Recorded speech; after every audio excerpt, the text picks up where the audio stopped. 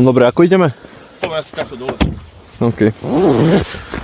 No a povedz mi, čo to tam vymýšľajú oni? Nebavíme sa celý čas o tej politike, ale iba v krátkosti ti vysvetlím. Si zober, január, veľmi ťažký mesiac, ľudia sú vyhádzaní z peňazí, boli Vianoce, kúpili sa darčeky, potraviny, však si pohostil ľudí. A teraz rátaš každý cent do prvej výplaty.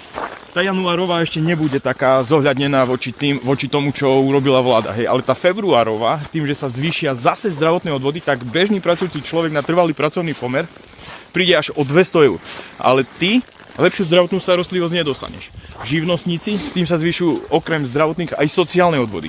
A teraz si zober bežný živnostník, priemerný plat, prídeš až o 1600 eur ročne. Pri tom, že sa ti zvýšili zdravotné odvody a sociálne odvody.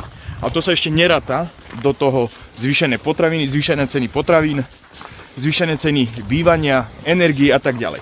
A pri tom všetkom, tí ľudia, ktorí pracujú, odvádzajú dane, makajú od rána do večera, aký je to odkaz tejto vlády, ktorá si zvyšila svoje platy, dokonca dostanú energopomoc, ale je tu skupina ľudí na Slovensku, ktorá tú energopomoc nedostane. Ale človek so 6 000 platom, taký poslanec Národnej rady, alebo minister, ktorý má 10 000 plat, tú energopomoc dostane. Alebo čo ten človek, ktorý palí drevom. A teraz, keď ti príde tam mzda, okresaná už tie zdravotné odvody, sociálne odvody, ti zostane nejaký čistý peniaz.